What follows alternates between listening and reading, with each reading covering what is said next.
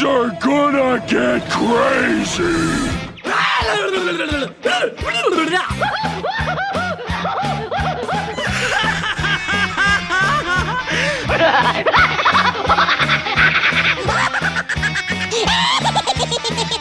Most everyone's mad here.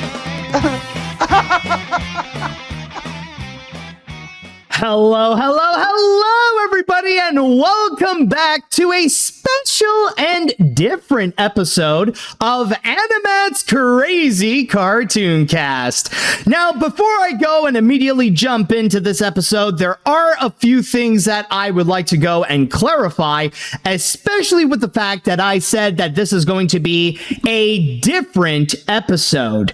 And the reason why I say that it's going to be different, it's mainly because, well, if you are watching this, then you may have noticed that the chat wall right over here is pretty much empty. And the reason why is because I am actually recording this instead of doing a live stream of AniMat's Crazy Cartoon Cast. So the big difference with that is that this episode might end up becoming a little bit shorter than usual. And that's because, well, I don't have the chat wall to go and interact with. Since the chat wall is pretty much empty, there are no comments that I can go and read. There's no moment where I can talk to the audience or write down a poll, see what others have to say about the animation and entertainment news that I would go and discuss. So this episode is just going to be all me. It's just going to be me talking. So from there, don't you worry, this is only a little temporary thing. I'm sure by the next episode, we will get back into the swing of things and I will have it be live streamed and the chat wall will be back. So for any of you listening or watching, if you want to go and interact, then feel free to go and write in the comments about what do you think about the things that I am going to talk about here. So with that established, you might be wondering at this point, why is it that I decided to do this as just a recorded episode instead of a live streamed episode? Well, there's actually a couple of reasons why. Two reasons that would go and immediately explain things. Number one, I knew that I cannot just go and skip this week entirely, considering that it is during the weekend, it was San Diego Comic-Con, and there have been a lot of major pop culture news, especially a lot of animation related news. So I know that I couldn't just skip on that, and there's a lot of subjects in there that are really worth talking about and some that fans have been anticipating to go and hear me discuss about. So in that regards, that's pretty much the best compromise that I can go and do. Instead of just skipping this week altogether and maybe saving some of that San Diego Comic-Con news to the next week, where there might be a risk where I would have to like just throw them out in favor of some fresher news to go and put in, I figured it would be best to go and actually have a recorded episode where I do talk about it. Again, it's better to have something than to have nothing at all, especially in regards to talking about what has happened at this year's San Diego Comic-Con. But the second reason, and admittedly, this is the main reason, I don't know why I decided not to go in order with this, but really the main reason as to why I didn't do a live stream is because during the time where I would usually do it, which is Mondays starting at 4 p.m. Eastern, I was actually busy. In fact, during that whole day, I was away, considering that I actually had an acting gig to go and do. And don't you worry, folks, this is not like what happened before, where I did do the acting gig, everything seemed fine at first, and then suddenly I discovered, whoop, turns out it was AI. No, that is not the case whatsoever. And by the way, just to go on a quick side note, I just want to go and say, holy crap. I did not expect the story from the last episode when I talked about how I was in a way tricked into having my voice be featured in AI slop. I did not expect that it would end up becoming so popular. Like the highlight video on YouTube, just on that particular story, as I'm recording this, it is around more or less 100,000 views, which is probably more than I've ever received on the AniMat's Crazy Cartoon Cast YouTube channel. Like, honestly, I'm just flabbergasted by how viral, or at least viral in the levels of AniMat's Crazy Cartoon Cast, that it can be. It's probably the most popular story now that I've talked about in this podcast. And in that regards, again, I just want to go and express my huge thanks for all the love and support that I have been getting after talking about that story. I mean, it's not an easy thing to go and confess, even if it is something that's not my fault entirely. So in that regards, I just want to go and say thank you for all of your great love, for your great support, and your great compliments as well, for people telling me that I'm actually a really good voice actor. That, you know, it really does warm my heart. And honestly, I just want to go and give out my thanks, and hopefully, like, it could serve as a good cautionary tale for any small actors out there that, yes, this thing can happen to anyone, including you. But anyways, going back to what I was talking about, yes, back on Monday, I did get a new acting gig, but the big sacrifice that I had to do was that I was unable to go and actually do a live stream of AniMat's Crazy Cartoon Cast. But like I said before, considering that during the weekend it was San Diego Comic-Con, I knew that it was something that I cannot go and miss out in terms of talking about some of the big trailers and some of the big news that has been revealed in there. So that's why, as I said, this is the best compromise that I could do. And by the way, I just got to say that these past few days have been honestly insane for me. I think, honestly, I just went through some of the biggest moments of my summer, because on top of the fact that I got this acting job in which it's going to take several months that I cannot say anything about it, but I cannot wait to go and show you what I've done with that. But on top of that, during the weekend, another major thing happened in which I went to the Weird Al concert. And honestly, I had an absolute blast. But that's not all, though, because on top of experiencing that concert, having a lot of fun with all the different Weird Al songs, also, I actually got to meet Weird Al. Yes, folks, this is an actual picture of me alongside Al as part of the Bigger and Weirder tour. Honestly, it was just a phenomenal moment altogether. And honestly, if you still have a chance to go and check out Weird Al on his Bigger and Weirder tour, I highly recommend it. It is amazing. You would be surprised at the amount of songs that he would go through. Like, honestly, almost all of his entire catalog is just featured in there. So honestly, had a wonderful time with it. This right over here is definitely a beautiful highlight.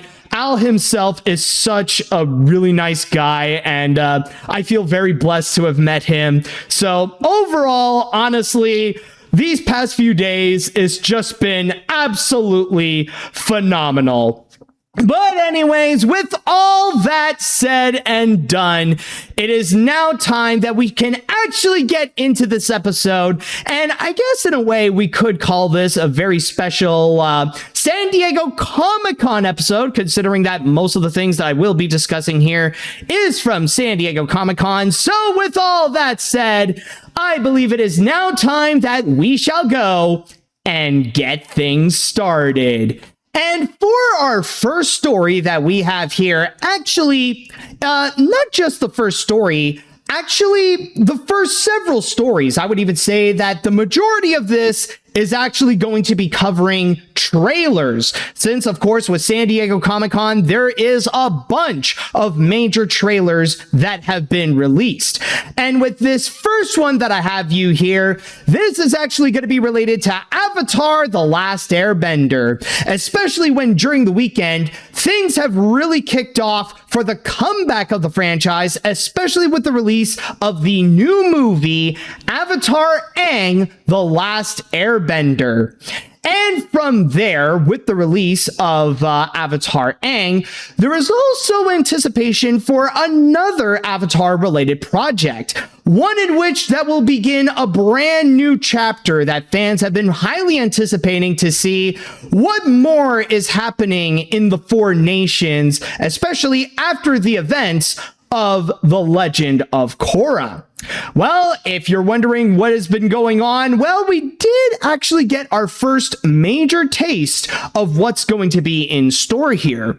So without further ado, let's go ahead and begin this by checking out the trailer for the upcoming Paramount Plus series, Avatar: Seven Havens.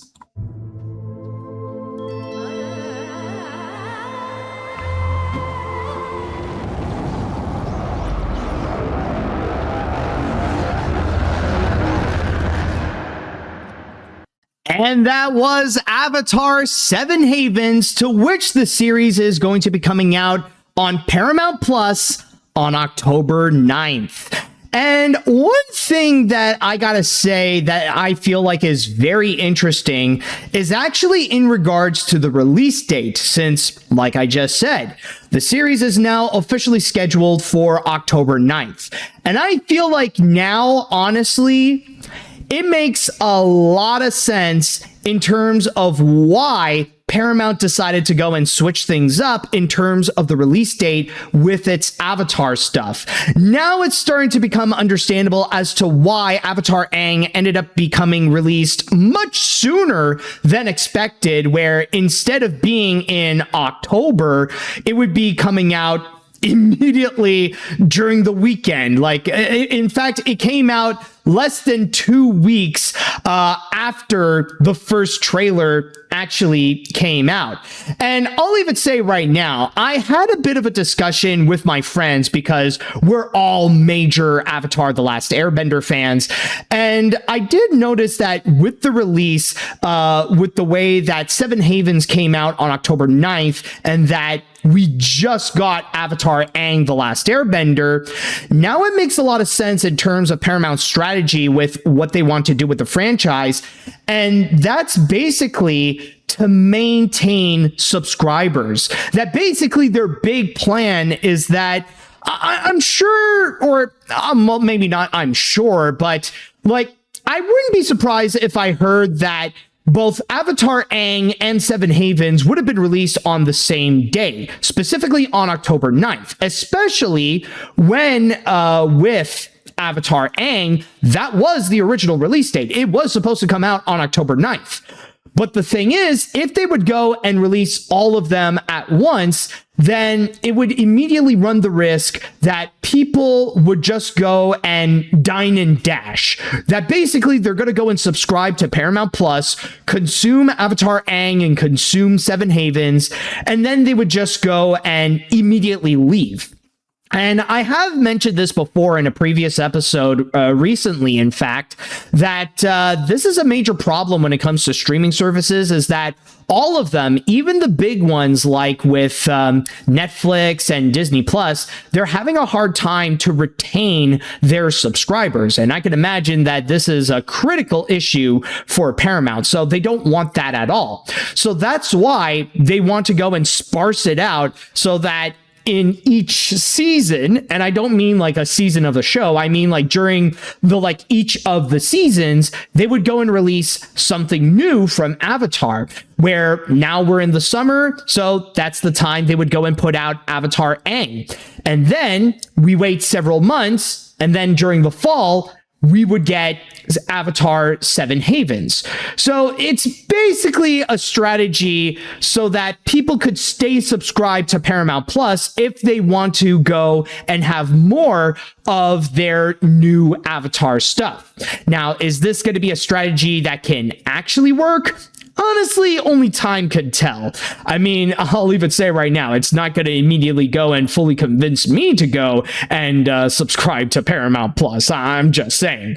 But anyways, with all that said, this is just in terms of the release date, because I feel like it's kind of an interesting thing to go and discuss about. But let's actually get into what we just saw here with the teaser of Seven Havens. Now, I know that there have been a bunch of discourses online about the main character, like the new Avatar per se and stuff like that. And I'm not going to go and get into those discourses because I feel like that feels like a rabbit hole that I just do not want to get into, because it feels like it's just filled with more horrors than it is something that I would consider as madness. So yeah, I'm going to steer away from that. But when it comes to this teaser trailer, it's interesting that they didn't really show a lot because, of course, this is just a teaser. Basically, the main thing that they want to emphasize is that this is a period in which the Avatar is not well regarded in this new chapter of the how else can I say it? The Avatar world. Well, the Nickelodeon Avatar world, not the 20th century one. But yeah, so basically, the Avatar is not really well liked because the last one kind of screwed them over. And they even kind of showed a little bit that it may actually be Korra that might have messed things up, even showing that. Yeah, we see here, it looks like that is Korra, whom, yeah, there's something that she did here that the people didn't really like, that immediately lost everybody's trust on the Avatar. But then, of course, at the same time, like in the end of the trailer, they said that, yeah, people don't want the Avatar back, but the Avatar is the only hope to go and save everybody from this big calamity, like this giant storm that is happening. Like we just saw just before the title would go and show up, like right over here, that you could see there's this big storm happening that's causing the weather to go haywire. So it's up to the Avatar to go and save everybody. And not to mention the Avatar herself having her own arc and her own story going on, where she would go and meet her long lost twin sister. So we don't necessarily know much about all the details, but there is something that I will say that is very interesting to note. And this is also another thing that me and my friends have actually noticed, is actually in regards to the animation, where stylistically, there are those familiar traits of it. It still stays true to the mock anime style, but it is a little bit different. It's like, yeah, it's the same thing, but you notice that there's a bit of a different flavor to it. And there actually is a reason for it, and that's because this is going to be produced by a new animation studio, or, well, new to the Avatar world, which is La Chouette Compagnie, which is a French animation studio whom just recently you may have seen some of their works, considering that this is actually the same animation studio that actually worked on Disney's Dragon Strikers.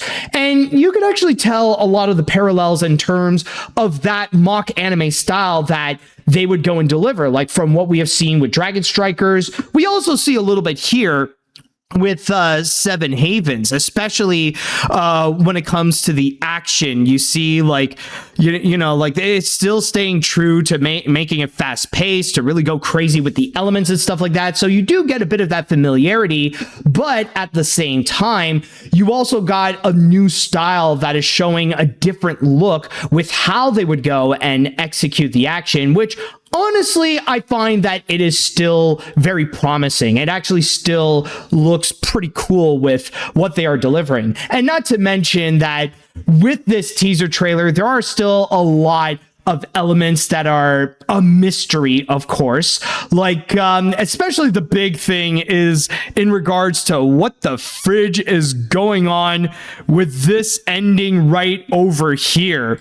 Like, what is it with these squares that suddenly it brings up this evil entity, and now like pretty much presenting this as like this could be the main new villain, this abstract monster that we don't know. This relative of Bill Cipher is somehow a massive threat, or presenting it as a massive threat. So there are a lot of things that we don't necessarily know, and I can imagine by the end of maybe by the end of the summer or the start of the fall, we will get a brand new full trailer that could go and fully explain what is happening. But I will say overall, as it is a teaser trailer, I'm not going to say that I'm completely sold on the idea of this show yet, but it definitely does have me intrigued.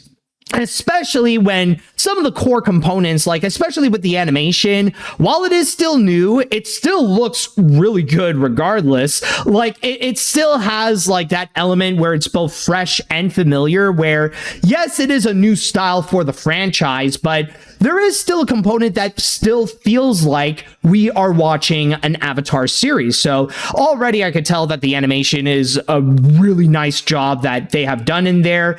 But other than that, though, I still feel like there are some questions that need to be answered. But I guess ultimately, we will wait and see. Ultimately, I think I could say that I'm going to keep my eye out on this one because honestly, I feel like I still have some questions that need to be answered. And I'm sure by the time that we will get the full trailer, it will give us a clear vision of what is going to be in store. But so far, for a bunch of the stuff that they are presenting, I would say, yeah, like, so far, so good, I would say. I think that's probably my best comment that I could go and say with the teaser. So far, so good with Seven Havens.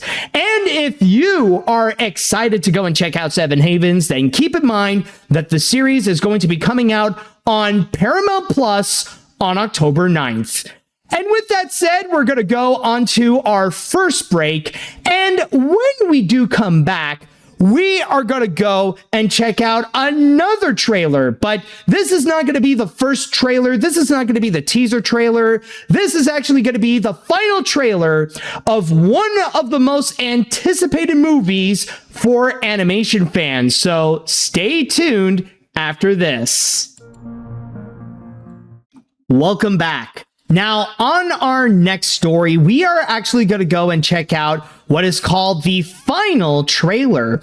And even though, as I am recording this, we still have about a month left until the release of this movie, those who went to San Diego Comic-Con were actually lucky enough to get to experience the whole movie itself. Maybe not necessarily at San Diego Comic-Con, but I did know that there was a special screening that did happen at the same time as Comic-Con. Not to mention that, of course, there was a panel and there were, Ketchup Entertainment did come in to go and actually promote the features. So there was a presence of this movie at San Diego Comic-Con, but the main thing is that there were some people who were lucky enough to go and see the movie before it would officially be released next month.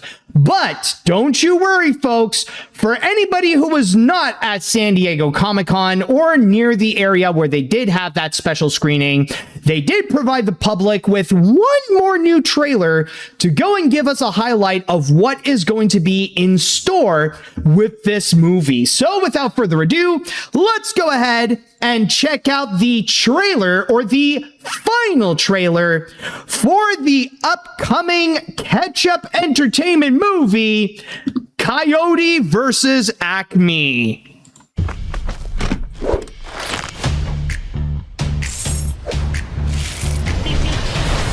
Only in theaters August 28th. Get tickets at coyotevoicesacme.com. Well, you heard Bugs Bunny. Coyote versus ACME is going to be coming out in theaters on August 28th. And as well, if you want to go and get tickets immediately, well, you can head on down to coyoteversusacme.com. And I'm going to be very honest with you guys. I didn't think it would be possible to go and actually make things better to go and hype up for this movie, but I'm not going to lie.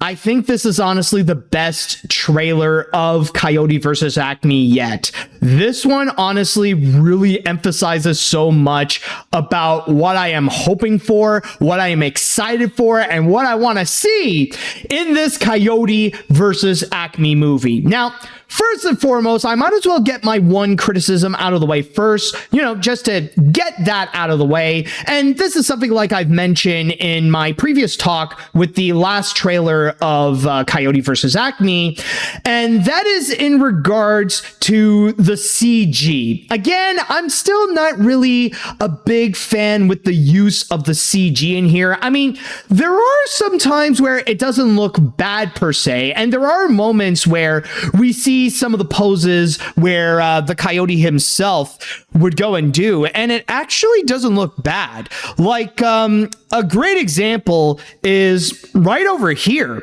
Like, you see how Wile E. Coyote is presented, and it actually doesn't look bad. Like, even in terms of his style, his pose, the use of colors, the shading and stuff like that, it actually looks very nice. Honestly, this looks like it came straight out of a classic Looney Tunes cartoon.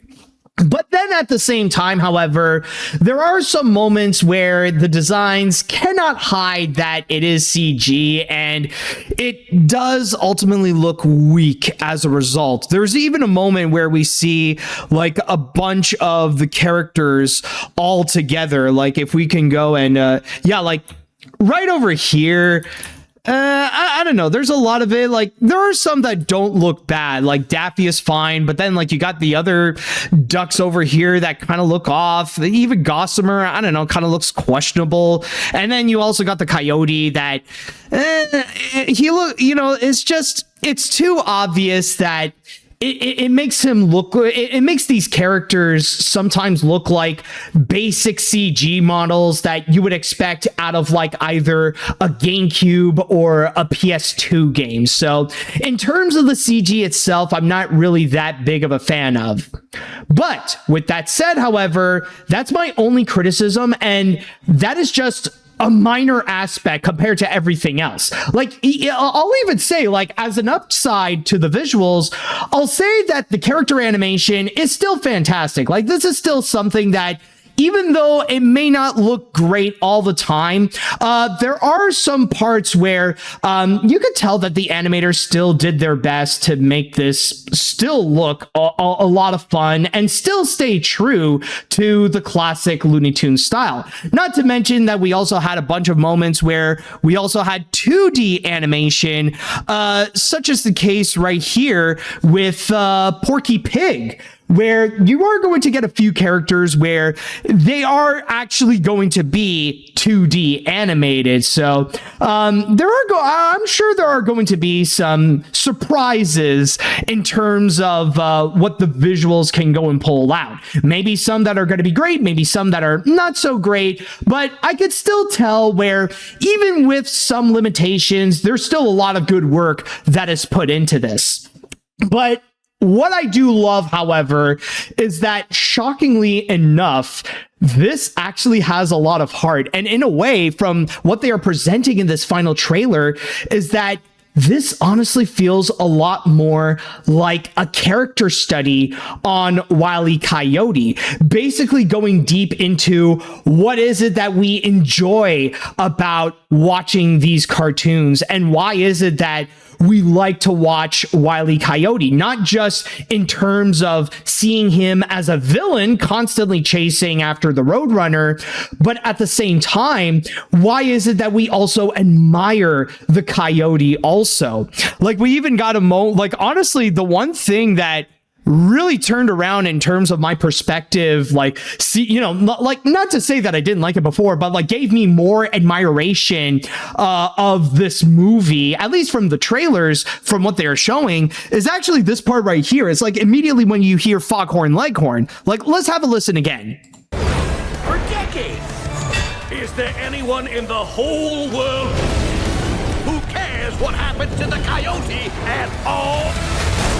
Like, that's honestly an interesting question. Like, I feel like at that point, like, Foghorn Leghorn actually did bring up this interesting idea. Like, do we actually care what happens to the coyote? Because, as I mentioned before, Wile E. Coyote is technically one of the main villains of the Looney Tunes. He's the one that always gets the short end of the stick. And in fact, like, we constantly see that again and again. And by the way, just a quick side note, one thing I also loved in the trailer is when they would do the throwbacks to the classic cartoons through the commercial that we see Will Forte's character, which I believe he's actually going to be called Avery. Like right at the beginning, we see like Wile E. Coyote having flashbacks to his older cartoons where we would hear where we would hear Will Forte speak. So, like, just watch, like, before I go and trip on my own words, like, just have a listen to what I'm saying. Have you ever set a big stack of TNT on the road, hoping to blow up your nemesis, but the detonator itself explodes? Have you ever... Like, I remember watching that cartoon and then suddenly they're just showing that again. Honestly, I feel like that is honestly a fun throwback, and I hope this is actually something that we will be seeing more in the movie itself, that we can actually have those clips of the classic cartoons and that like those little moments can actually be canon as to what has happened, what is happening in Coyote versus Acme. But anyways, to get back to what I was talking about before, another thing that honestly I really do admire, going into the hard aspect where it does raise those interesting questions about Wile E. Coyote, and you got Foghorn Leghorn asking about what, like, do we actually care about him? And then that's when, again, Will Forte steps in to go and actually have a response. So let's go and actually hear that again. I do. He's one of the most hardworking people I've ever met. He would never think of quitting. And I think everyone should be inspired by that. And honestly, I speak as someone who is highly persistent and someone who truly does believe in never giving up in order to go and accomplish your goals. I think that's honestly an admirable thing. And that is actually true. Like, that's one thing that really does feel admirable about Wile E. Coyote. It's the fact that, yeah, even though technically he is the villain, he is the guy who wants to go and get the Roadrunner. And even though it's always funny to see him fail again and again and again, but there is that admirable aspect where he just never gives up. He keeps going and keeps continuing to pursue his goal no matter what. And yeah, that I do agree. That is something that is worth admiring in here. And of course, I just want to go and say that I think it really goes without saying here, this trailer is also absolutely hilarious. It is just straight up funny to see all the crazy things that would go and happen again and again and again. And not to mention one that I will say, like a moment that I did find to be pretty funny as well, is actually with John Cena and his interaction with Tweety right at the end. So yeah, like let's just go back to right over here. This actually occurred just after the credits. So over here. I taught. You taught? I don't pay you to think you taught. I pay you to talk. I did taught. What did you teach? What did you talk? I think honestly, like, I can imagine this is something in which there are many different ways where this would have been perceived as kind of cringy a little bit, because of course it is playing on like Tweety's popular catchphrase and stuff like that. But I think what really worked is actually with John Cena's performance. Like, he plays it so straight and it actually makes it pretty funny. So overall though, I gotta say that right now with Coyote versus Acme, I think for the rest of the summer, this is my most anticipated movie. With what they have presented in this final trailer, yes, not everything is perfect, and I'm still not a major fan in terms of the CG that is being used in order to craft the characters. But still, though, again, I feel like that's just a minor aspect compared to everything else that they have presented, which I find to be so wonderful so far. Not only is it funny, not only is it great to see how they make the classic cartoons feel more canon, but at the same time, there is just a lot of heart that they are presenting that really goes into the character of Wile E. Coyote. So yeah, overall, I'm really excited for this. And if you are excited for Coyote versus Acme, then keep in mind that it shall be coming out in theaters on August 28th. And again, don't forget that if you want to go and get your tickets now, go to coyoteversusacme.com. All right, so we're going to go on to our next break from here. And when we come back, I got one more trailer to go and show you. But this is not a trailer for an animated project. This is actually going to be something that, well, if we are going to be discussing about San Diego Comic-Con, then we have to mention at least one thing from superheroes. So stay tuned, and we will return with our little superhero talk that I have in store. Welcome back. Now, moving on to our next story and the final trailer that I would like to present to you here, we are going to have some superhero talk. And this year's San Diego Comic-Con, oh boy, do they have some major superhero news to go and deliver from both Marvel and DC. In fact, when it comes to Marvel, they came out big with their news, not only hyping up with what's going to be in store with Spider-Man Brand New Day, and especially with Avengers Doomsday, but on top of that, they have also made some big reveals that there's going to be a Black Panther 3, in which not only Ryan Coogler is going to be coming back to direct, but also the movie will be starring the son of T'Challa. And at the same time, they have also revealed that in 2028, there is going to be a Ghost Rider movie, an official MCU Ghost Rider movie starring Ryan Gosling. But that doesn't mean that it's all Marvel when it comes to superhero news, because DC also had some big updates of their own. And I know that when it comes to DC, well, things haven't been as great as they were last year when they made their big debut with their new cinematic universe with the 2025 Superman movie. But they did do some announcements of their own, like I believe they also showed the trailer for the upcoming live action Lantern series. And maybe they have done some other updates. I'm not 100% sure, or maybe they flew over my radar. But I will say, though, I know that right now things have not been going great per se when it comes to DC right now, especially when we had Supergirl in the summer that unfortunately became a major box office bomb. And we're talking about we're talking about a box office bomb that was so bad, even the Moana remake looked at what happened to Supergirl and went, oof. So yeah, it's very unfortunate to what happened to that movie. But when it comes to the next DC movie, hopefully things will go and immediately pick up. And I know that with this one right here, it's already been getting a lot of curious attention. So without further ado, let's go ahead and now check out the trailer for the upcoming DC movie, Clayface.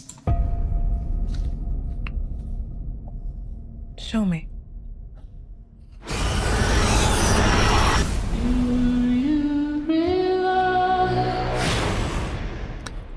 And that is Clayface, to which the movie is going to be coming out in theaters on October 23rd. Now, I know this is not the first time that I would go and talk about this movie. I did talk about the previous trailer before, but may I say that when it comes to this one, damn, like, honestly, what else can I say? But damn, honestly, they really nailed the horror aspect so far with this. And I mean, I do get it that right now, the horror genre has really become more popular than ever. Not only have we seen like more and more horror movies that are becoming like really big names, in which we have seen The Substance really becoming huge, and then we also got Weapons that became huge afterwards. But then even this summer, we have also seen a double feature of horror movies that went on to become some of the most successful films of the year, with Obsession and Backrooms.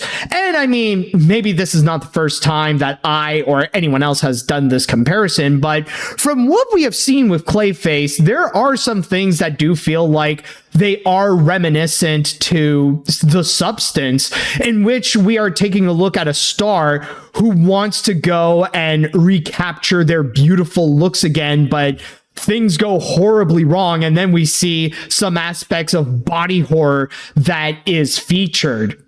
And when it comes to this, I will say that the horror aspect, like I said before, oh my God, do they sell it very well. And that is especially with the first instance where you see that the experiment is suddenly going horribly wrong. And that is the scene with the airplane. Like, yeah, just to go back into this moment right over here where we see Matt Haig's just there, like, noticing that something's wrong with his eyes.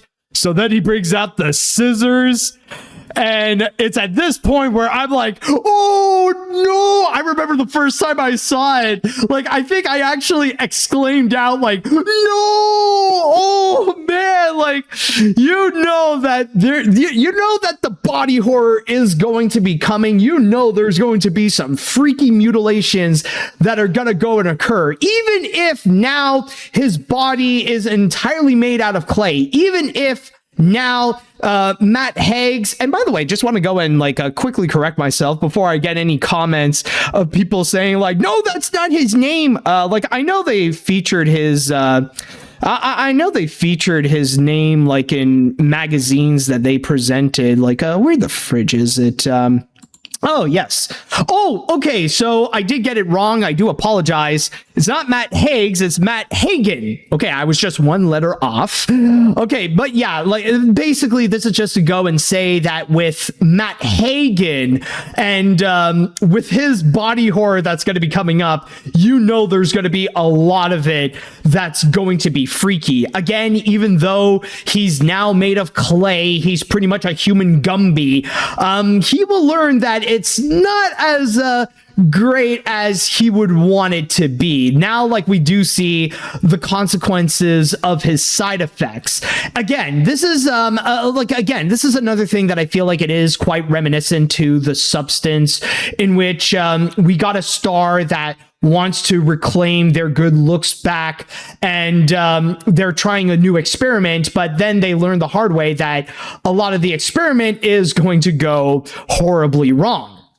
But with that said, though, even though it can be easy to just pass this off as just a Substance wannabe or something like that, there's something in here that I feel like it really does work well on its own, because you know that this isn't just going to be about the body horror aspect, but you know that considering this is from DC and that this is a movie that's going to star a Batman villain, you know there's going to be that superhero aspect in which we do see that the body horror thing and what's happening to his body is suddenly also going to become a superpower, in which, of course, he's not going to be using it for good. Like, he has such a vendetta that he wants revenge. And not to mention also, one thing that I do find really does stand out here is actually in terms of the acting. Like, in this trailer, the performances have been very solid. And I gotta say, like, the most admirable one, of course,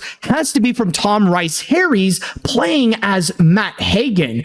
With his performance, seeing him being this star who at one point lost it all, but he thought he got it back with that new experiment, but then suddenly it goes horribly wrong. I think, like, if there's going to be one thing that's really going to sell on this Clayface movie, it's gotta be Tom Rice Harry's performance. I got a good feeling that he's going to be quite a standout, and if this movie does become very successful, a big part of it is going to be because of him.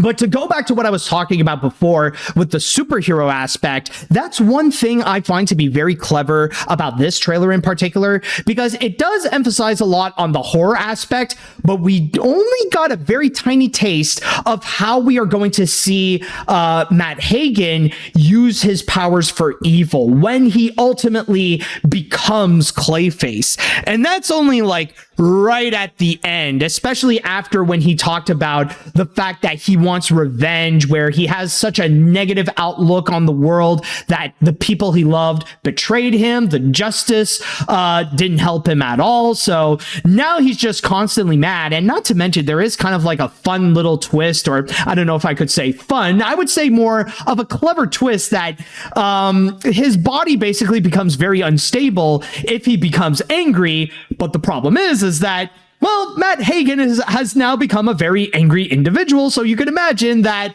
well, the clay of his body is really going to go haywire. But again, just to go back, like, we only got a taste at the end where we do see what is going to happen with his body and how he's going to use it as an evil superpower. Like, we see moments where, like, yeah, he does this shot right here, especially where we do see him like more, like go around and morph his way into like secret spaces where like we see him as just moving clay. And then like we also see how he's going to be tough to pretty much beat, because now his body is made of clay and it's just going to morph his face more so than actually do some damage. So I can imagine how the visual effects are going to be absolutely crazy on this one. But especially like you go later on and seeing more of like especially what's going to be interesting is going to be his relationship with the woman here. I forgot who's going to be playing. I believe it's Naomi Aki, I believe, is also going to be the co-star, or the woman who is responsible for turning Matt Hagen into a Clayface. Just want to go and double check. I want to go and give the proper credits. Yes, okay, it is Naomi Aki, because I will say her performance as well in the trailer has been very solid. So overall, I gotta say that I know I'm not usually a big fan of horror movies, but I think this is going to be one that, we have to keep an eye out for. I mean, yes, like horror fans are eating so well with stuff like The Backrooms and Obsession and stuff like that. But I believe with Clayface, that's going to be another one to really keep an eye out for, because not only does it look like a really freaky movie, but it also looks like it's going to be a very solid movie. Honestly, this might be a hot take, but I'd even go as far and say that this looks like it's going to be the movie that the Joker wished to be. Like, specifically the 2019 Joker movie, it wants to be what Clayface is showing so far, especially with presenting the origins of a Batman villain with its own interpretation. So that's honestly going to be something that is really going to be worth hyping up for. So far, with stuff like the acting, with the horror, with some of the visual effects, like so far they are showing a whole lot of great promise. So with all that said, if you are excited to go and check out Clayface, then keep in mind that the movie shall be coming out in theaters on October 23rd. All right, so with that said, that should do it for the trailer portion, but don't go away just yet, because we still got some other stories to go and discuss about, including this one right here that's going to be coming up, in which we actually got a big, and I would even say kind of a controversial update in regards to the next Incredibles movie. So stay tuned for that, and we will go and talk about that.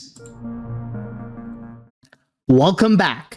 Now, on our next story that we will discuss, this is not necessarily something that has happened at San Diego Comic-Con, but there is something that is a bit related to it, considering that this guy was highlighted at Comic-Con, especially when he had his own panel talking about his career and stuff like that. And that is with Brad Bird, who was there at Comic-Con and had some discussions about his career and what he has in store in the future. Rather it be talking about the legacy of the Iron Giant, or to go and show a preview of what's going to be in store with his next feature, Ray Gunn. However, one thing that many people have currently discussed about in terms of Brad Bird is actually related to another movie that he is attached to, which is Incredibles 3. And even though he's not going to be the director of the picture, considering that Peter Sohn is actually going to be directing that, he is still a part of it as both the producer and also the writer. So he is still a part of it in a big way. It's very, like, his role is basically best described as like what Phil Lord and Chris Miller are doing with the Spider-Verse movies. They may not be directing it, but they are attached to it as the writers and producers. But back to what I was talking about with Incredibles 3. Yes, even though he is a part of the project, there have been many people out there who did suggest their own ideas of what they would like to see in a follow-up to The Incredibles. And one idea that has often been passed around that many people have suggested is the fact that they want to see an Incredibles movie that is set more in the present time, where it is set several years into the future, where we see the characters as older. Maybe we would see characters like Bob, Helen, Lucius, and Edna Mode, where they have become elderly and they have retired, or maybe even semi-retired from superhero work. And then we would also see Dash and Violet, where they would become full-blown adults with their own lives. And then you would also see Jack, who would either become a teenager or he would become a young adult also. Now, this is a theory that many fans have been passing around of what they would like to see in a sequel to The Incredibles. Maybe something they would love to see in Incredibles 3. Brad Bird, however, has a different response. Yes, I would like to go and bring your attention here to this article from The Direct, in which they had a chat with Brad Bird in terms of what's going to be in store with Incredibles 3. And The Direct actually did bring up this theory to him, and they even asked, just to go and read you here from my source on The Direct, where it states, I think one of the things that I hear a lot of people want to see, and I would love to see, is this idea of seeing older versions of Dash, Violet, and Jack. Is that something we can finally expect in Incredibles 3? Or do you think that we're going to stick with what 1 and 2 are in that respect? And Brad Bird's response is, if you lose that, you lose the archetypical aspect of it, and that's something that is important to me. In other words, they were meant to represent parts of life that you go through. He would then go and describe this archetypical aspect of The Incredibles. He started by talking about Jack, where he would say here, so everyone has been a baby and they know what babies are. Babies are, who knows what they are, right? They might be amazing. They might be the next bum on the corner. You don't know. Babies are an unknown. They might have all the powers. They might have none of the powers. You don't know. Then he would go and describe the rest of the Parr family, where he would say, then you get to 10. People are energetic, anxious, all over the place, short attention span, sugary breakfast cereal, go, go. That's 10-year-olds. Teenagers are insecure. They want to be invisible. Don't look at me. Don't look at me. I'm not feeling comfortable. I'm defensive. I got force fields. Moms are pulled in 10 different directions at once, like taffy, so it makes her elastic. And dads are expected to be strong, you know.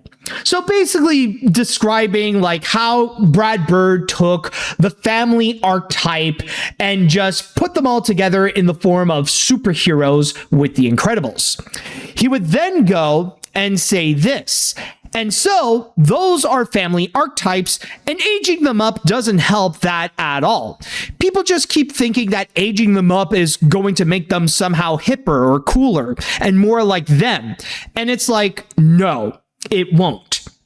And from there, this comment did lead to a bit of a controversy, and a big part of it is pretty much denying the theory of the fact that maybe in the next Incredibles, the characters are going to be older, in which in this case, it is a confirmation that no, Incredibles 3 is not going in that direction.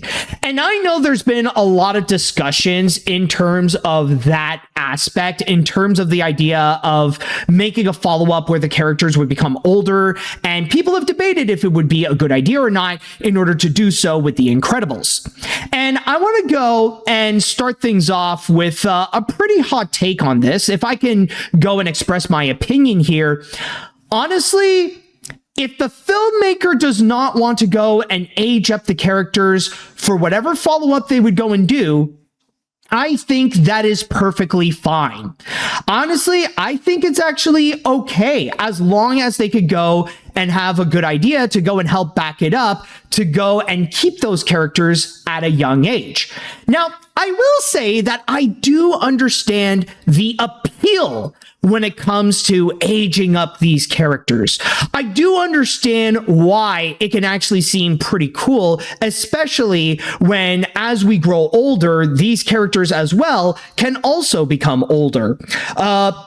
Probably one of the best examples of how we've seen that trope actually work out great is with the Toy Story movies, where we follow, where we follow the toys and we follow how things are with Andy. And then by Toy Story 3, we see Andy all grown up, where we see him now as a late teenager or a young adult who is about to go to college, and he contemplates about what is he going to do with his toys, in which at the end, he ultimately passes that down to Bonnie. So from there, we do see some of that aging going on. Even though it is with a minor character like with Andy, it still technically does count. And not to mention that right now with the Toy Story movies, they're still doing that to this day, where now we're seeing Bonnie grow older, where she started out as a preschooler in the third. And then by the fifth movie right now, we do see her age up, where now she is 8 years old. And even facing more modern problems, such as consuming technology like the iPad and facing things like cyberbullying and stuff like that. So we do see that as a strong example of how it is good to go and age up certain characters for the story of franchises. Or another recent wonderful example is with King of the Hill, where after several years of having the original series, they just recently, they actually came back with a brand new season and made a major update where now it is set several years later, where you got Hank Hill and Peggy, who are now like, almost in their senior years. They have retired. They're back in the US. We also see Bobby, who has become more mature. Now he has become an adult. Now he has like a job as a chef and stuff like that. We've seen that there is a clear passage of time where we brought King of the Hill in the modern age, and that has worked out tremendously. Some people could argue that it's probably one of the best animated comebacks that we have seen with a TV series. And with King of the Hill, it went amazingly well for it. So again, I completely understand about the argument of wanting to see popular characters become older if we would have another season of it, or if we would have a sequel to whatever movies that they're based on. But with that said, though, it is also very common where we would see these particular characters that they would never age up, that they would stay at their age forever, like not just years, but even decades, especially when it comes to franchises and even like shows and movies and stuff like that, in which they would keep going on for literally decades at this point. Like one strong example is with the Despicable Me movies, because the thing with, and I'm talking about specifically with the mainline Despicable Me films, because I know some people would go and bring up with the factor of the Minions movies, where we saw that there was a kid Gru, and then suddenly, starting with the first Despicable Me, he became an adult. But I'm specifically looking into the mainline Despicable Me films with the girls, that ever since Gru adopted the girls in the first movie, there was a clear passage of time that has happened throughout these movies from 1, 2, 3, and 4. Because starting with the second film, after Gru adopted the girls, Gru would go on to meet a woman, have numerous of dates with her. I think I think even the movie itself in Despicable Me 2 stated that Gru had over 100 dates with Lucy. Then they would go and get married. Then they would have some time to go to go and meet Gru's long lost brother. And then they also had some time to go and have a baby, where Gru now has a biological son. So there was a clear passage of time that has happened throughout the Despicable Me franchise. And yet, the girls did not age whatsoever. Because what I described, this would be like a passage of time that would happen like maybe like 4 or 5 years that have been gone, like, you know, give or take. And yet with the girls, they still remain the same. They're still the same age as they were when they first met Gru. And then you also got, like, since I mentioned King of the Hill, you also got the other, you got a whole bunch of the other adult animated shows. Like, yeah, King of the Hill aged up their characters, but then you also got South Park, you got Family Guy, you got The Simpsons, where they've been going on for so long, like just about like 2, 3, 4, almost 4 decades even. And yet these characters still remain the same age. Now, I know that they would go and put out some episodes about hypothetical futures of like, what would happen if Stewie or Cartman or Lisa, what would happen if they would become adults? Yeah, they would do that from time to time, but canonically, they are always the same age as they were. They're always like whatever kid characters they got, they're always going to remain as kid characters throughout the entire run of the show, no matter what. There's never going to be a moment where suddenly we will see them age up and they're going to stick to that age. And actually, just to think about it, there's also another movie franchise I want to bring up that they don't really ever update their characters or age up their characters, and that is Ice Age. In fact, go and take a look at Manny and how he has aged up during the Ice Age movies, or the lack of aging up, I would go and say. In fact, with the majority of the characters, because this is another aspect that's very similar to Gru, because with the Ice Age movies, like starting with the second, you got Manny, who first met Ellie and fall in love with her. And then you get into the third film where they would have a baby and suddenly Peaches is born. And then you got the fourth movie where you got Peaches, who became a lot older, where she became a teenager. And then you got the fifth movie where Peaches is now married to her fiance. Now, from there, you could tell that there is a massively clear passage of time that is going on. As Peaches would get older, none of the characters would become older, though. Not Manny, not Ellie, not Sid, not Diego, not Scrat, not even Crash and Eddie. All of their ages still remain the same no matter what. And you don't really hear many people complaining about that either. But then to go back into the television examples, this is not even counting, oh my God, anime. Do you know how many shows there are out there? Like how many anime shows that can literally have over 1,000 episodes and never once they would go and age up their characters?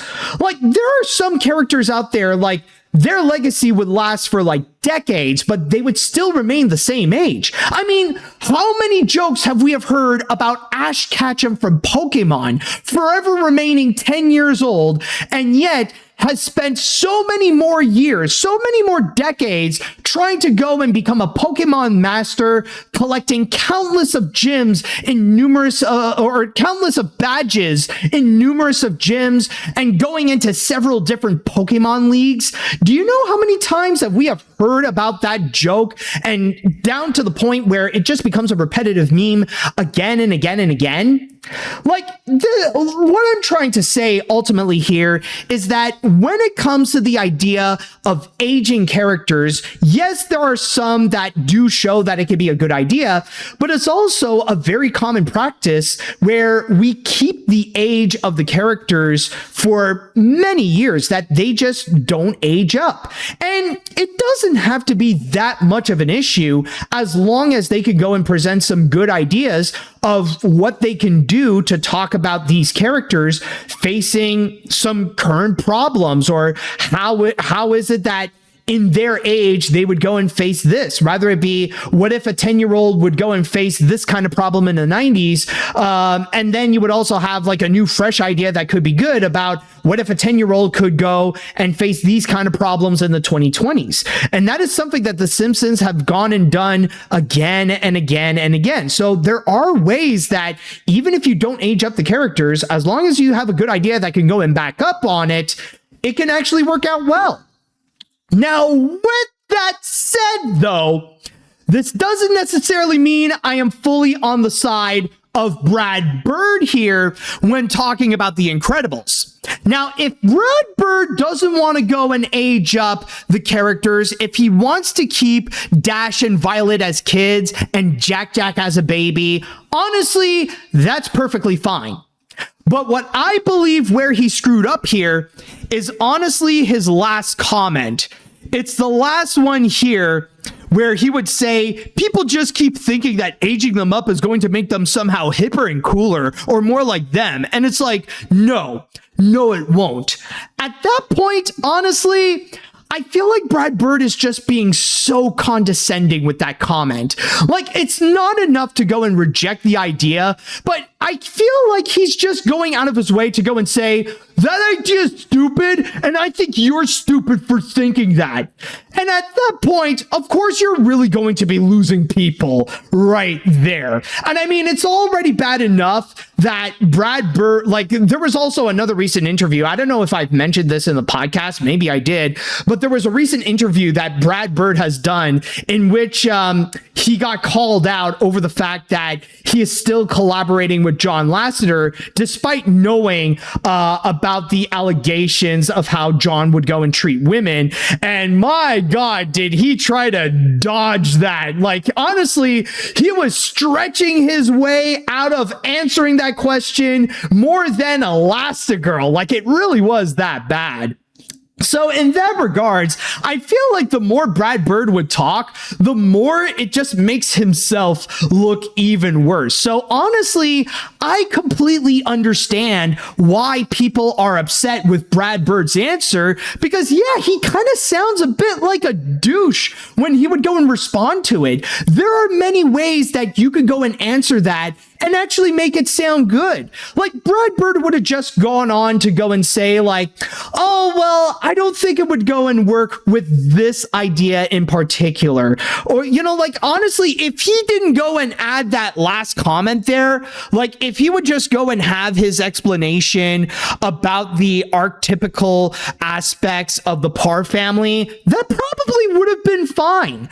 But adding that last bit right there, that's when honestly his whole argument would just go and fall apart. Or, another good thing is that he would go and say that maybe one day there can be an idea that we could do with that, but for now we just want to focus on keeping the characters in this age. Or better yet, he would go and he could actually go and say, well, we have many great ideas of what we want to do with Incredibles 3, but it requires but these ideas require these characters to stay in this particular age. If we want to execute our great ideas, we have to keep the characters in the age they have been in 1 and 2. Like, there are many ways that Brad Bird can go and answer that and be respectful about it. But when he would put out this kind of freaking response, honestly, nah, he just lost it right there. And honestly, it's with that kind of attitude that honestly makes me concerned about Ray Gunn. That's the main reason why I'm personally not really that excited. Well, I mean, there's a bunch of reasons why I'm not excited for Ray Gunn, but I will say, like, so far, a major detriment is Brad Bird himself. Like, if he's going to put out that kind of douchey attitude, it makes me worried if that attitude is going to spoil the Ray Gunn movie. And I mean, I am open to being completely wrong, and maybe when the trailer is eventually going to come out, maybe they'll show something that could be very promising, and it could be about as good as what Brad Bird has done before. But in that regards, however, maybe it could turn out good, but with the way Brad Bird has been acting, especially with stuff like this, yeah, it's making me not excited for it. And yeah, I don't know what it's also going to mean for Incredibles 3. I do hope the best with how it's going to come out, but maybe we're going to learn a little bit more with what's going to be in store with D23 in the next few weeks. But I'm just saying, hopefully Disney can actually do the smart thing and actually bring out Peter Sohn instead of Brad Bird to go and talk about Incredibles 3, because I think Peter Sohn is going to be a much safer bet to go and present Incredibles 3 than Brad Bird. So I don't know. I just feel like again, I just want to say overall, I understand the concept of just having having the characters to keep their age. I don't think that's much of an issue at all, as long as you could still bring out a great idea to go and present that. If you have a great idea that would need to have Jack as a baby and have Dash and Violet still be kids and still have Bob and Helen be the mom and dad, that's honestly okay. But if you're going to be a dick about it and say that say the idea is stupid and that those people who think that are stupid, it's not going to work out. All right, so we're going to go on to our final break. And when we do come back, we got one more story to go and present to you. And in terms of the animation discussions, this is probably the most controversial aspect that came out of San Diego Comic-Con. So stay tuned for that. And now, folks, it is now time. We're going to go and cap off the episode with the grand finale. And for this grand finale, considering that we started this off with a story about Avatar: The Last Airbender, we're going to go and conclude this with another story about Avatar: The Last Airbender. And this time around, this is primarily going to be focusing on the new movie that came out on Paramount Plus, Avatar Aang: The Last Airbender. And on the same day as the movie's release, of course, at San Diego Comic-Con, they went and discussed about Avatar Aang, not only showing the movie, but also going deep into the creation of the feature itself, having a chat with the cast and crew members, how things went behind the scenes, and how they ultimately crafted this new story. However, this actually came with a major controversy, primarily because of one particular image that was shown at Comic-Con. And what I'm talking about is this right here. Now, this is an image that has come out of the book of the art of Avatar Aang, The Last Airbender. So while they were having their presentation, they also wanted to show some pages for that particular book to go and illustrate more about how they went and crafted the visuals of this feature. And this one in particular shows how they went and created one of the new characters of the movie, Taga, whom in the feature is voiced by Dave Bautista and is one of the main new characters who is considered to be the Lost Airbender, the second airbender alive after Aang. However, the one thing that really stirred controversy is actually in regards to the text that is in the top right corner. And if I could go down to what is it specifically that it says, it actually states right over here, to go and read you what the text actually states. It says, face shape exploration, no hair exploration yet. Please consider that if they are East Asian, the shave plus braid Q hairstyles, which are specifically Mongolian Chinese, may not be a good fit. Also, according to ChatGPT, in general, it is not common for Southeast Asian cultures to emphasize or traditionally have strong association with beards.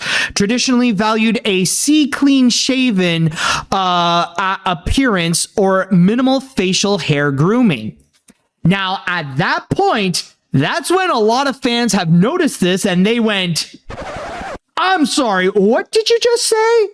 Did you just say that ChatGPT was a source in this?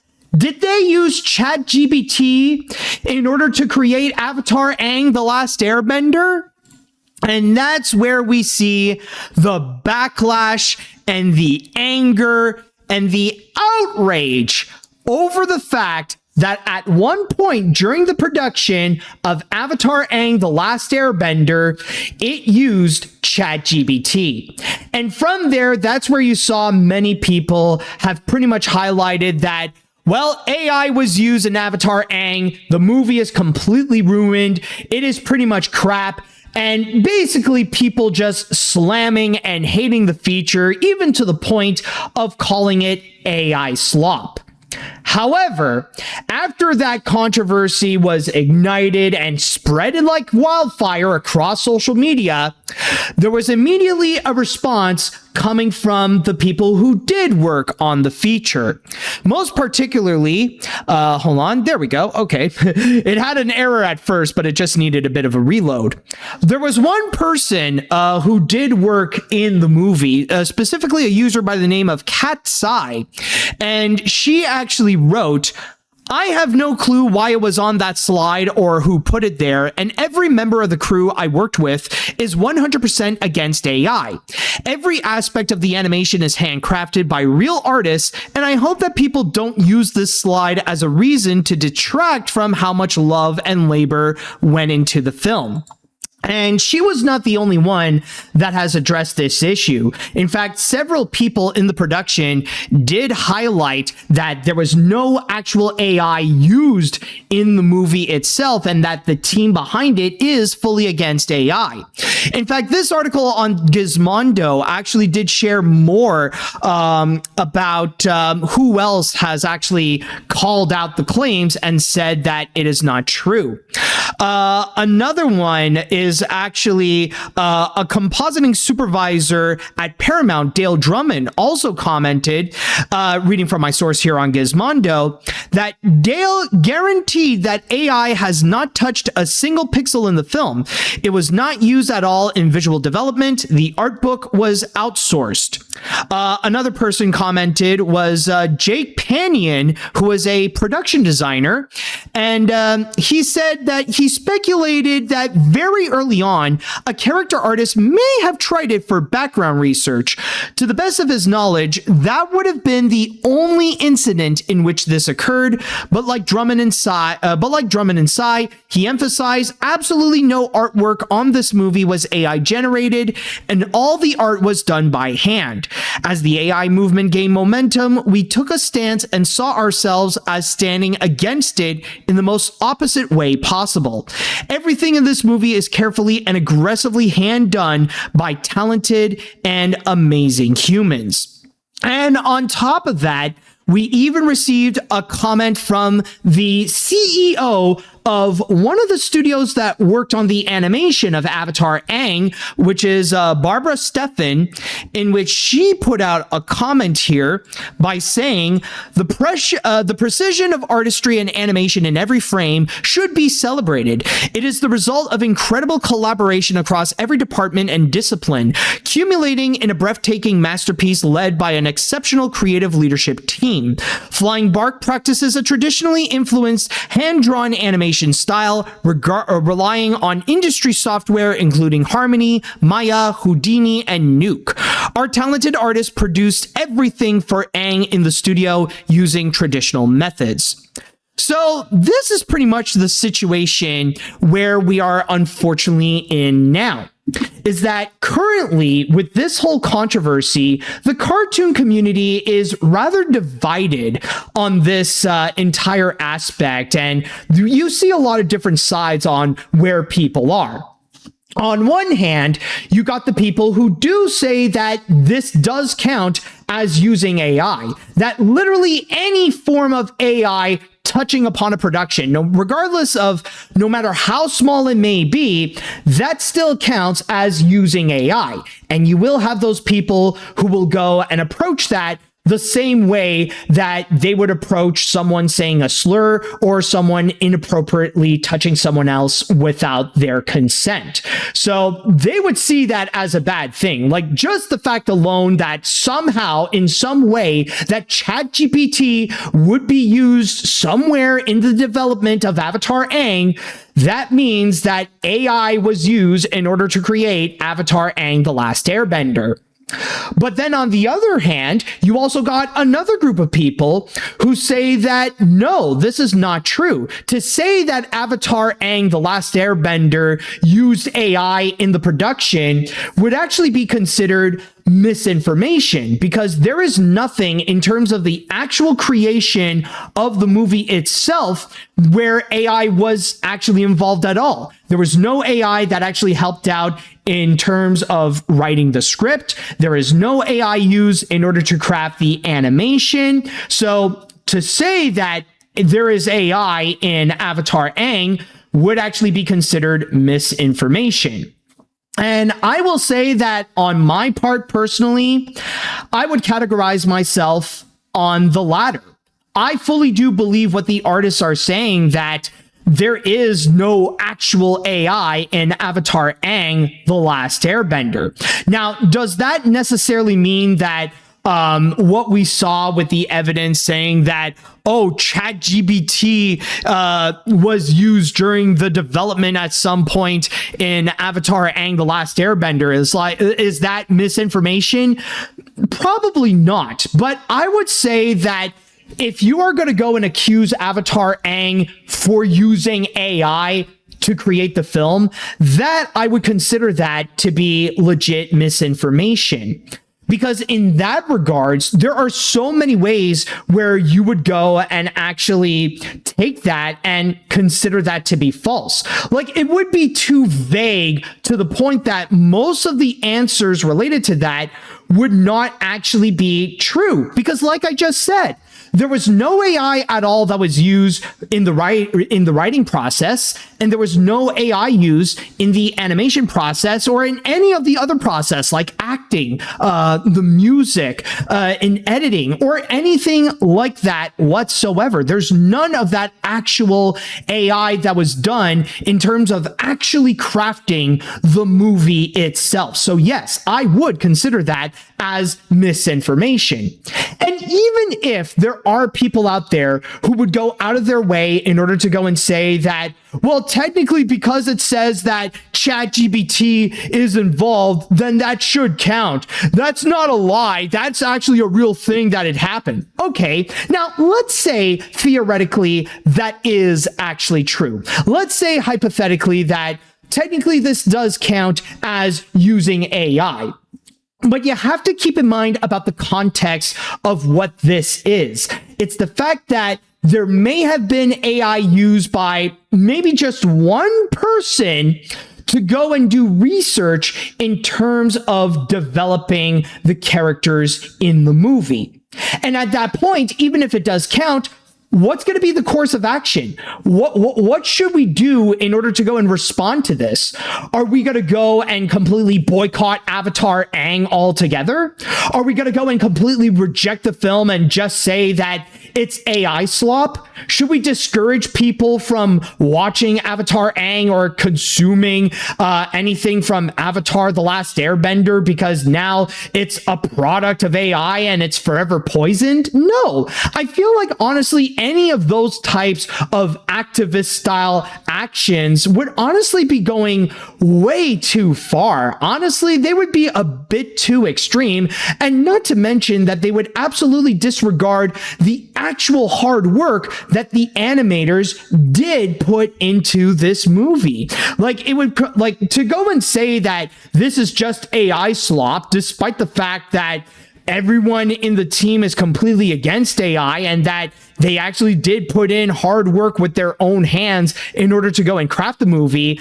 It's honestly massively disingenuous and honestly disrespectful at best in terms of treating them and treating the work itself. So yeah, in that regards, no, there's no real point in really calling it AI when even the use of AI itself, like, as stupid as that may be, it still feels relatively minor. I would even say insignificantly minor compared to the actual hard work that is fully put into this.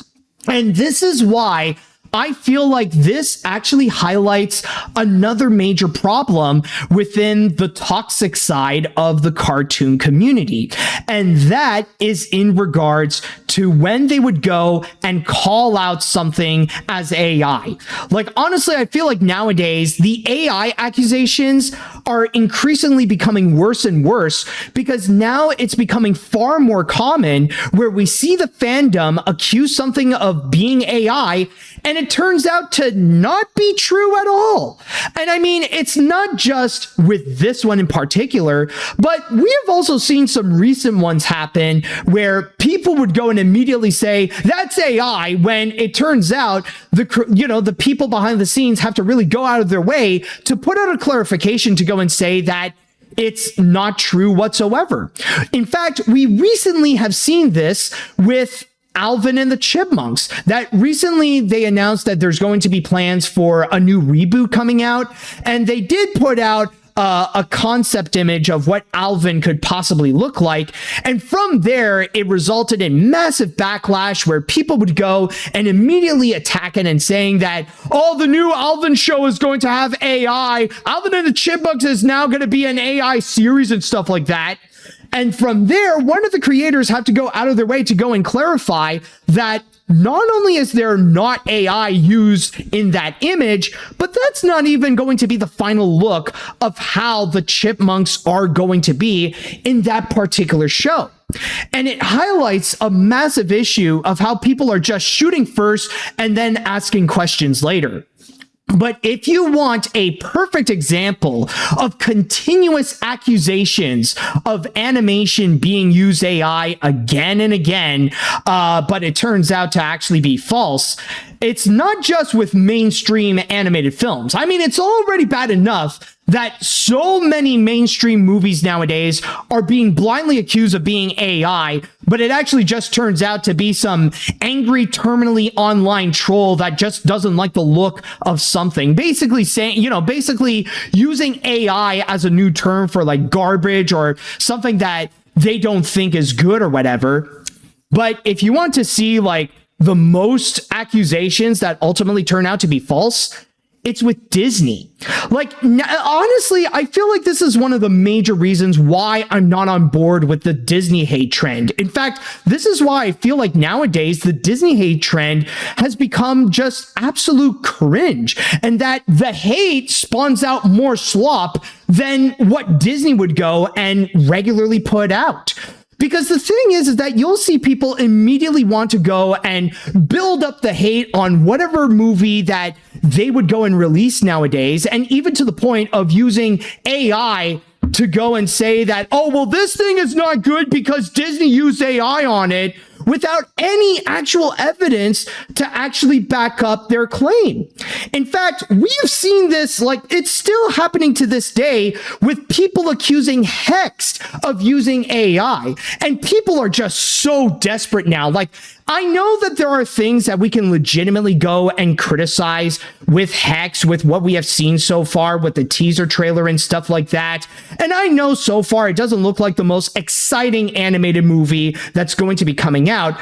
But the grand majority of the accusations that people are throwing at it, they're nothing but false. And it's just trying to go and hype up the Disney hate more so than to actually than to actually judge the movie itself, than to actually see how the movie is ultimately going to be. Like, you get so many people who would go out of their way to accuse it of being AI, to being like something purposely made just for vertical screens, or to say like that the freaking Alex Jones style conspiracy theory that it's Disney's revenge against Dana Terrence and make their own version of the Owl House. Oops, sorry, I think I knocked a bit of the microphone. Didn't mean to do that, but as I was saying, it's some kind of or they would spread some Alex Jones style, or they would spread some Alex Jones style conspiracy theory about the fact that this is Disney's revenge against Dana Terrence and that they want to make their own version of the Owl House without her, something like that. You know, like, just so many different stupid accusations that honestly, it makes it harder and harder to listen to any criticisms whatsoever when it's becoming a case of The Boy Who Cried Wolf, because a lot of the hate that it's receiving, it's nothing more but legitimate misinformation. And this is especially the case with the use of AI. Like, just saying, like, whatever new Disney movie that they would go and put out, rather it be like with Strange World, Moana 2, Wish, Hoppers, Toy Story 5, Lightyear, or what have you, or even with Hex, that they would blindly accuse it of being AI slop when it's the opposite. And it's actually known that the people who do work at both Pixar and Disney Animation, they're no different than any other studio out there, or no different than anybody in the cartoon community, where they are a group of people that are fully against AI and are against using AI onto their own works. And honestly, like, this is also another aspect that I feel like this is just, why is it the Disney hate trend has become very toxic and more of a detriment than actually helpful for anyone?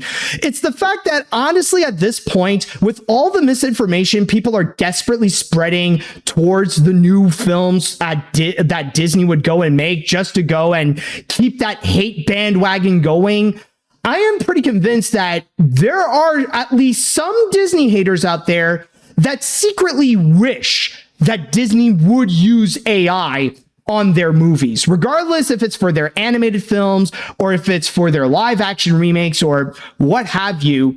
I'm pretty convinced that there are people who want Disney to use AI, not because they support the tech, but because they want to feel justified in hating them. They want so badly to be seen as the heroes of their own narrative, and they desperately want to be seen as right, and that somehow being constantly angry on social media, like on Twitter or Reddit or Facebook or Blue Sky or what have you, somehow makes them look good, and that they get rewarded with praise and adoration and attention and engagement and all that kind of stuff.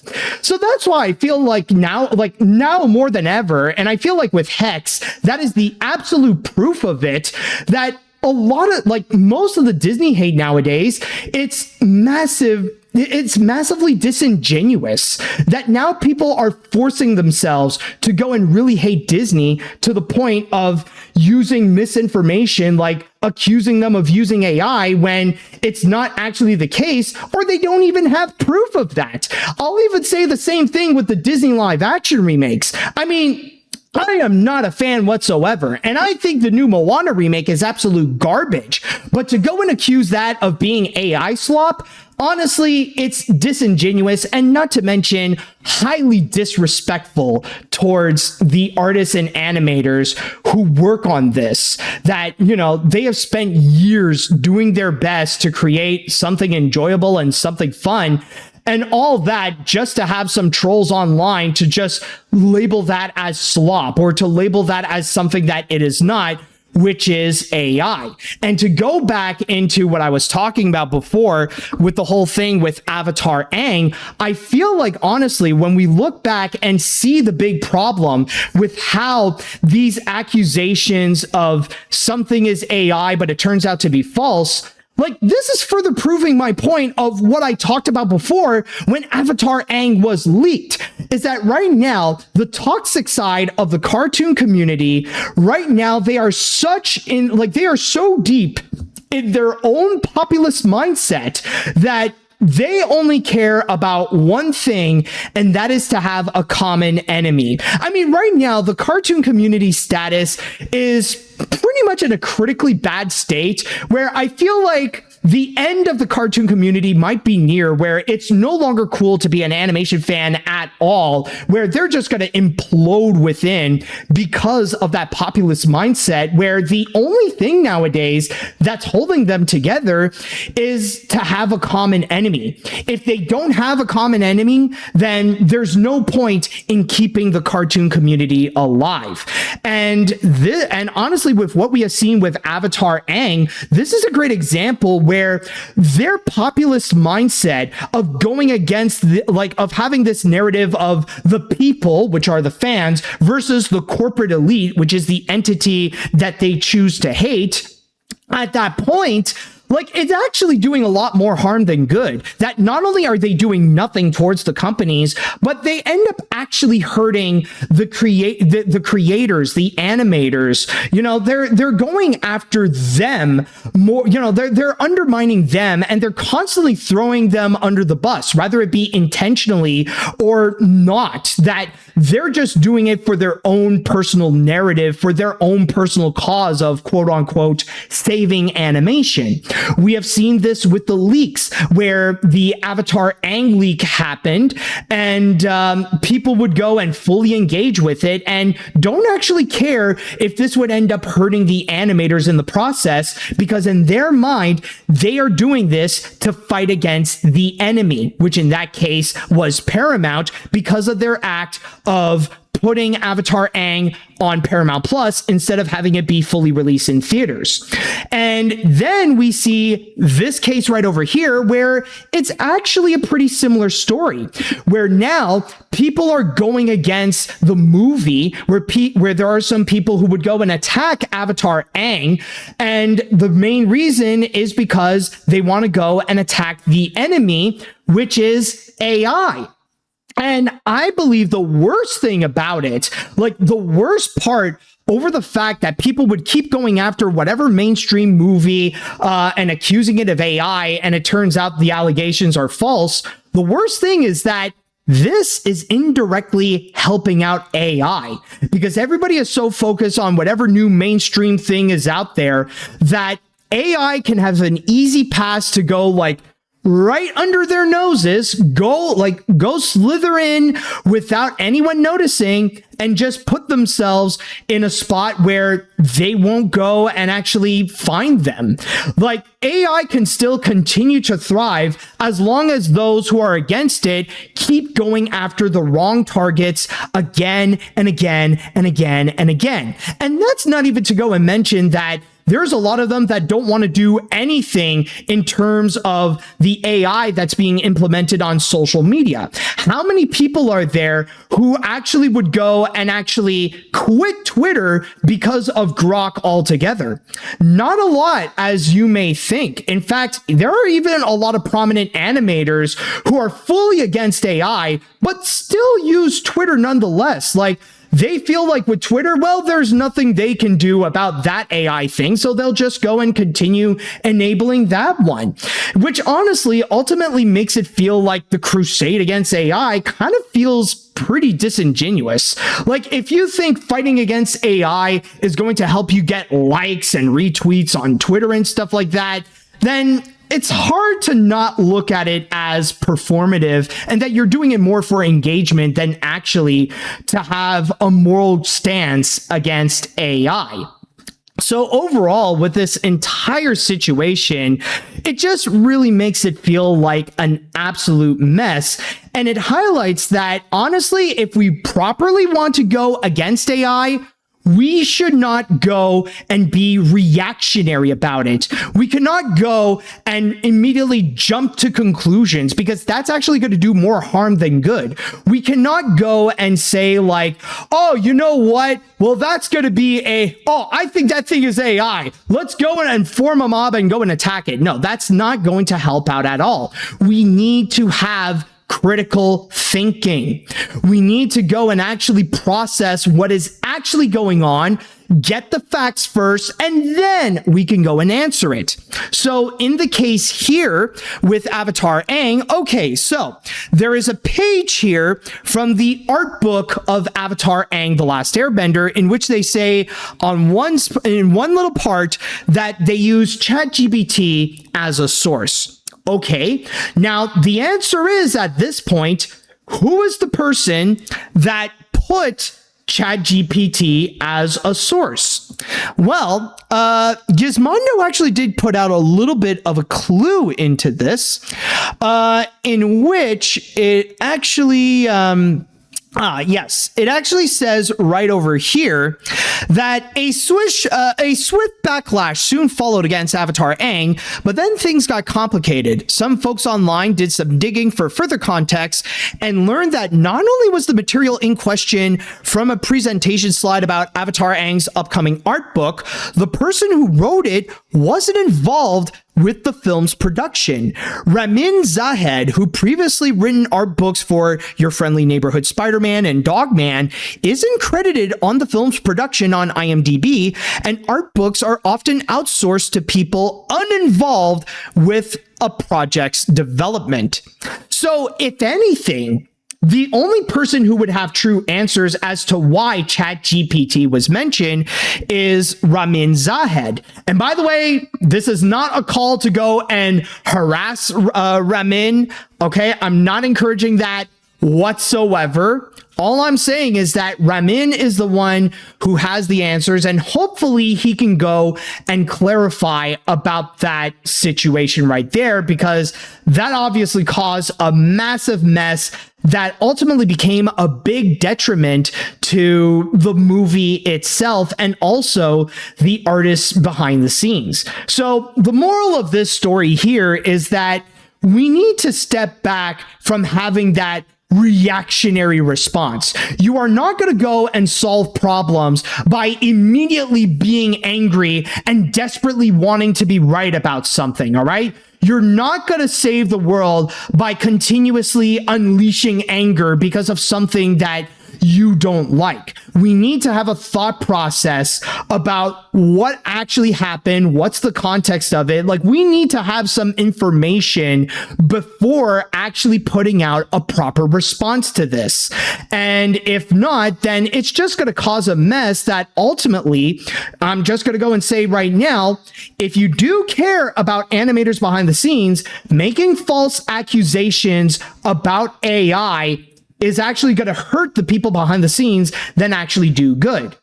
Now, you don't have to like any of these projects. You know, you don't have to like whatever projects that would put out and would be accused of AI. If you're not a fan of Avatar Aang, or if you're not a fan of whatever new Disney movie is coming out, if you're not excited for Hex, that's perfectly fine.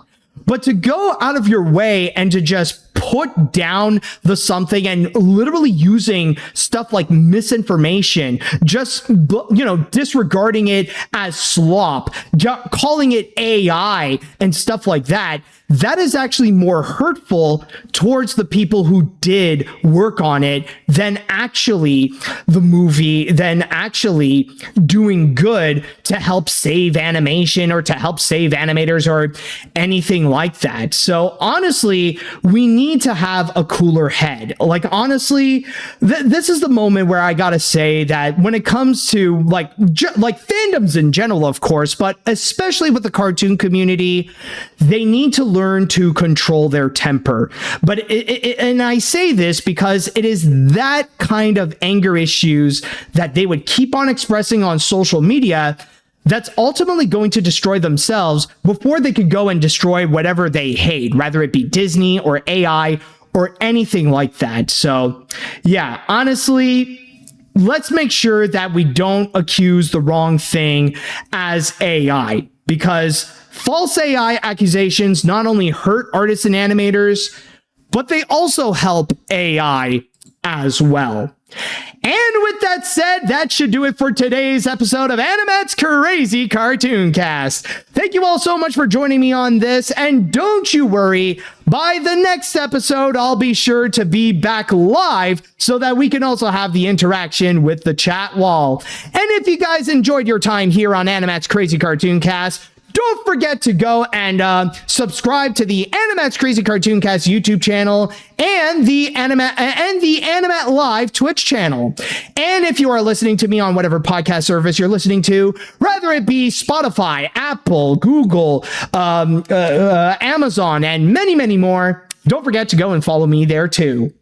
And with that said, I would like to say thank you guys so much for listening. Thank you guys so much for watching. And until next time, see you later, dudes.